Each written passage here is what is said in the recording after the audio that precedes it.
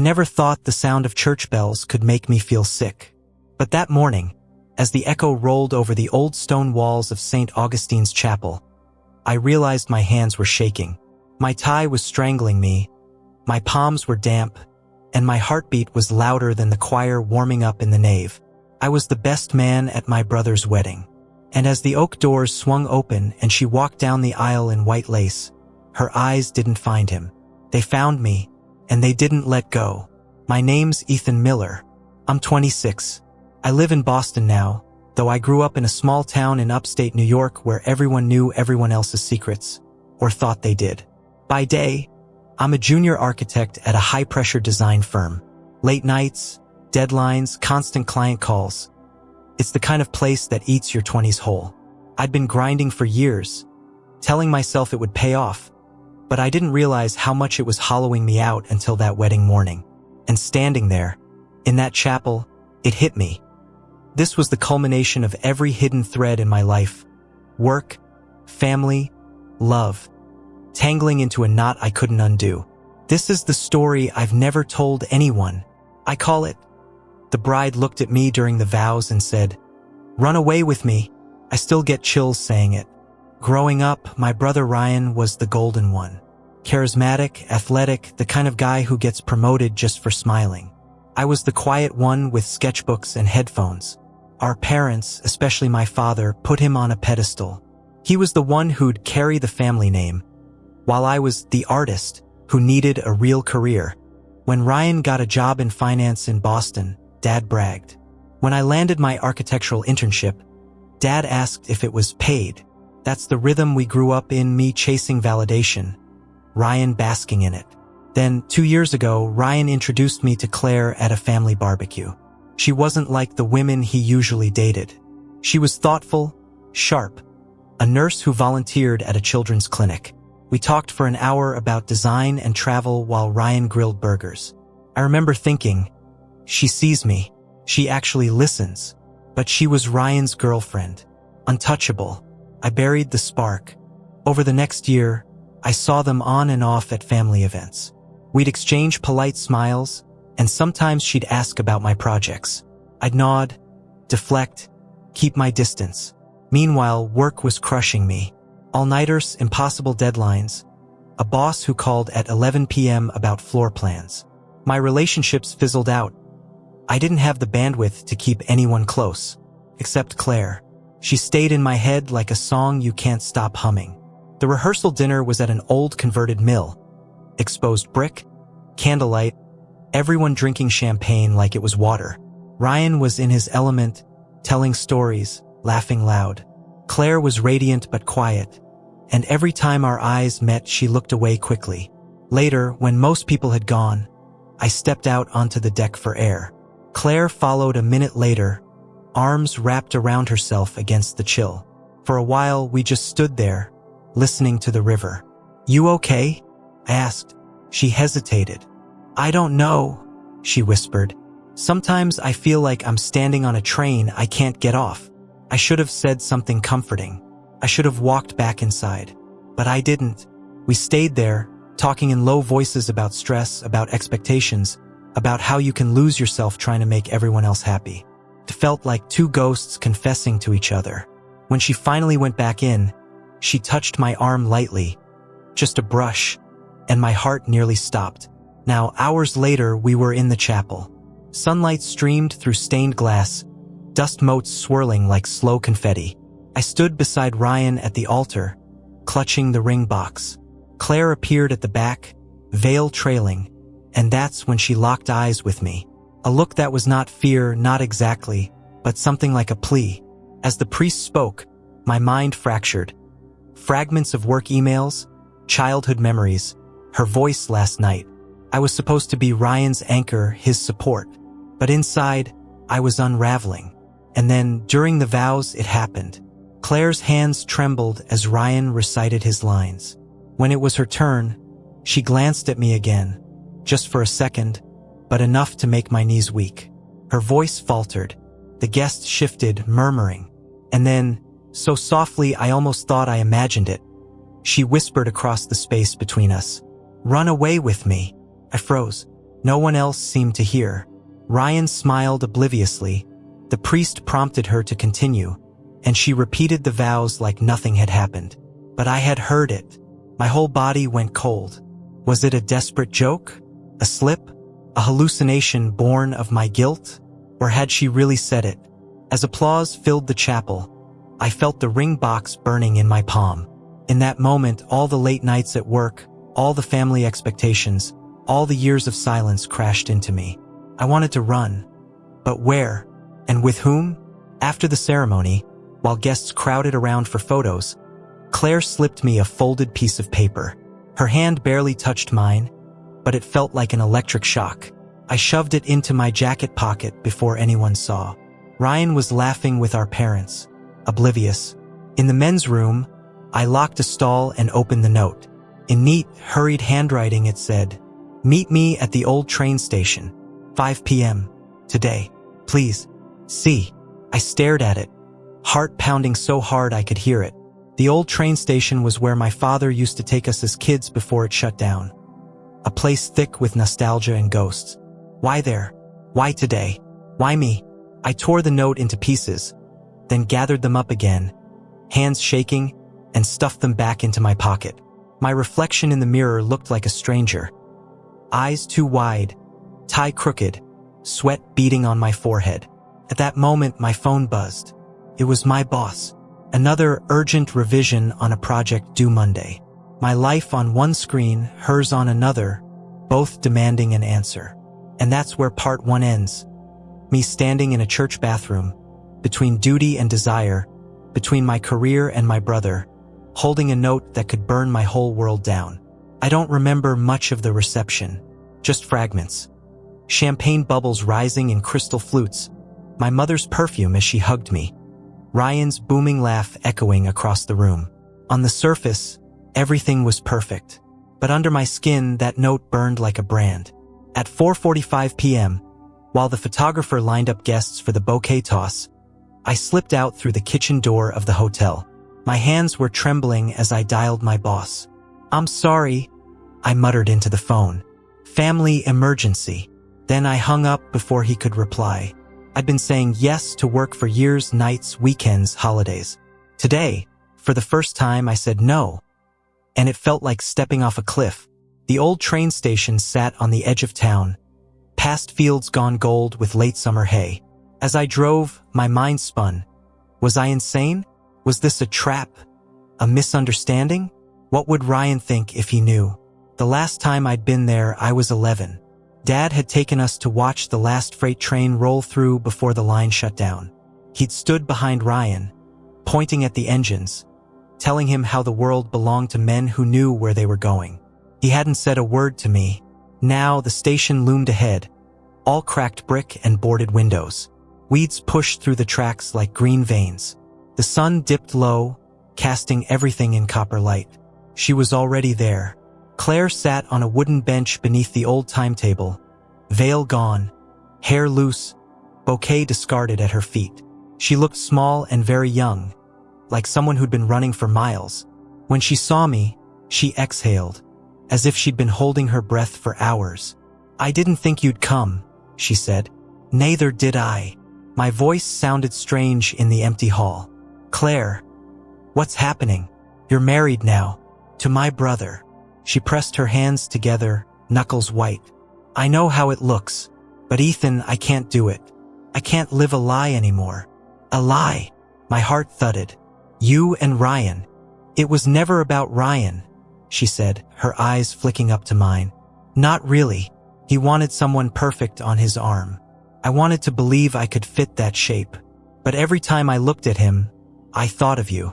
Every time he said, 'our future,' I imagined your face instead. It's been eating me alive." I stepped back, dizzy. "Claire, you're talking about throwing away his life, our family, everything." Tears spilled down her cheeks. "I know, but if I don't, I'll disappear. Ethan, I'm begging you. Run away with me. Tonight." Silence roared in my ears. Images flashed. Ryan as a kid teaching me to ride a bike. Ryan covering for me when I crashed Dad's car. Ryan smiling at me this morning, trusting me. And then my boss's voice in my head, Architecture is about choices, Miller. You have to sacrifice if you want to build something great. I had been sacrificing for years. My sleep, my health, my heart. But what was I building? I sat beside her on the bench. The wood creaked under our weight. I can't just vanish, I whispered. My job, my brother. Your job doesn't love you, she said quietly. And your brother doesn't see you. Not really, but I do. Her hand found mine, tentative like testing ice. My skin burned where we touched. You don't know everything, I said. My throat was dry. Ryan, he's not just my brother. He's Dad's favorite because Dad thought he was his only real son. Claire blinked. What are you talking about? I laughed without humor. When I was 16, I overheard Mom and Dad fighting. I'm not Dad's biological kid. Mom had an affair. Dad found out but stayed for appearances. He never told anyone, not even Ryan. But he always looked at me like I was someone else's mistake. Saying it out loud felt like ripping a scar off. I'd buried that secret for a decade. Now it sat between us like a live wire. Claire's eyes filled with something softer than pity. So all this time, you've been living like a ghost in your own family. I nodded. And now you want me to blow it all up. She squeezed my hand. Maybe you deserve to live for yourself once. Outside, the sky was turning violet. The old tracks stretched into nowhere. A gust of wind rattled a loose sheet of tin on the roof. What if Ryan finds us? I murmured. He won't. Not tonight. Her voice cracked. But if you don't come now, I'll go alone. She stood, brushing dust from her dress. In the dying light, she looked both fragile and fierce.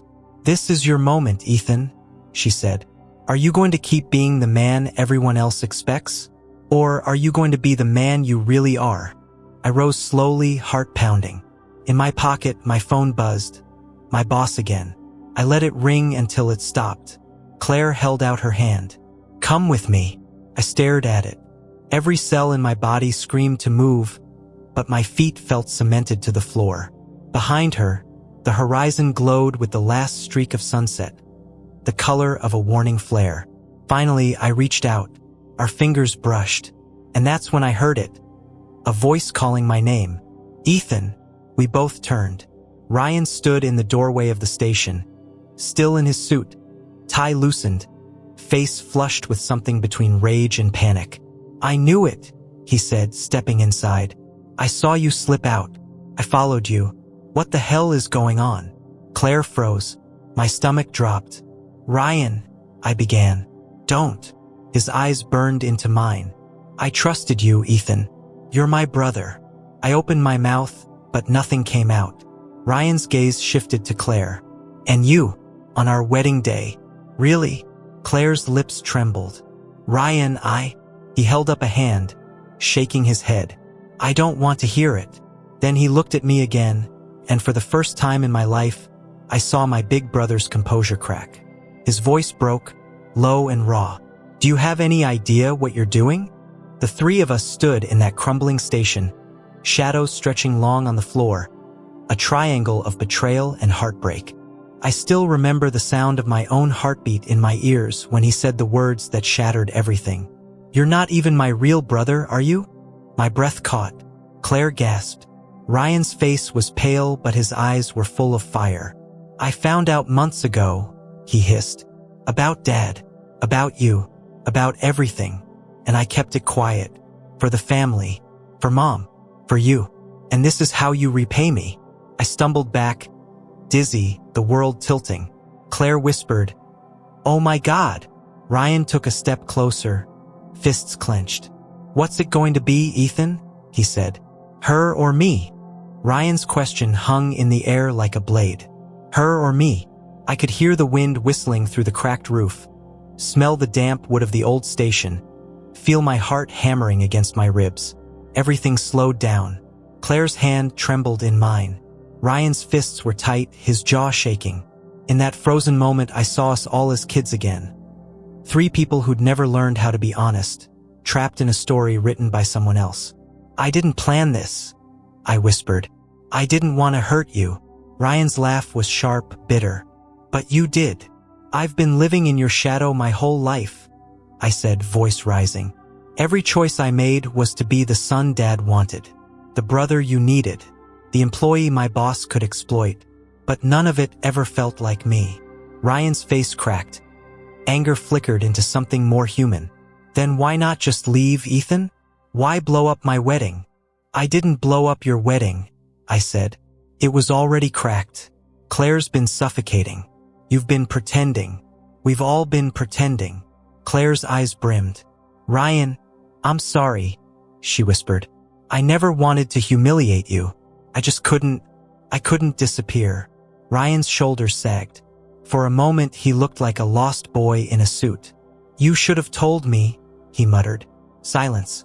Only the wind and a loose sheet of tin clattering on the roof. Then Ryan looked at me again. So what now? You run off together? Build a life on the ruins of mine. His voice cracked. Do you think that ends well? I shook my head. I don't know how it ends, but I know living like this will kill us. Claire's fingers tightened on my sleeve. Ethan. I turned to her. Her face was pale, eyes desperate. You don't have to do this, she said. You can walk away. I'll go alone. For a heartbeat I imagined it.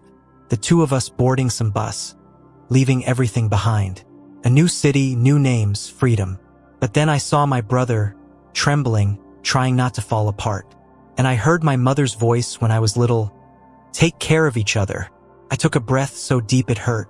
No, I said softly. Not like this. I let go of Claire's hand. She flinched as if I'd struck her. Ethan, I care about you, I said. More than I should. But running away won't fix what's broken inside us. It'll just transplant the damage somewhere else. Tears slid down her cheeks. I can't go back to him. I'm not saying you should, I said gently. I'm saying you should leave for you. Not for me. Not as a rebellion. For you. She stared at me, lips trembling, then slowly nodded. Ryan turned his face away, jaw working. So you're staying? I'm staying, I said. But not as who I've been. I'm done hiding. From you, from Dad, from work, from myself. No one spoke for a long time. Claire wiped her face with the back of her hand. Ryan paced the length of the station, then stopped and looked at her. You don't love me, he said quietly. I wanted to, she whispered. I tried. He closed his eyes. Then go. Don't drag this out. She hesitated, then walked past him to the door. She paused once, looking back at me. A silent thank you or goodbye or both, and then she was gone into the violet evening. Ryan and I were left in the empty station, two brothers who weren't really brothers at all. I kept your secret, Ryan said finally. His voice was flat. About Dad. I know, I said. I hated you for being different, he admitted. But I also envied you. You always seemed free. I laughed bitterly. I felt like a prisoner. We stood there, two men who'd been raised to compete, not to speak. For the first time, we actually talked. About Dad. About the years of resentment. About how much pressure had warped us both. By the time we walked back to the parking lot, the stars were out. Ryan's tie hung loose, my jacket was wrinkled. We didn't look like rivals anymore. Just two exhausted men who'd finally dropped their masks. Claire filed for an annulment quietly. She moved to another city, started over. We haven't spoken since that night. Sometimes I still dream of her standing under that cracked timetable, looking at me like I was her last chance. Ryan and I went to therapy separately, then together.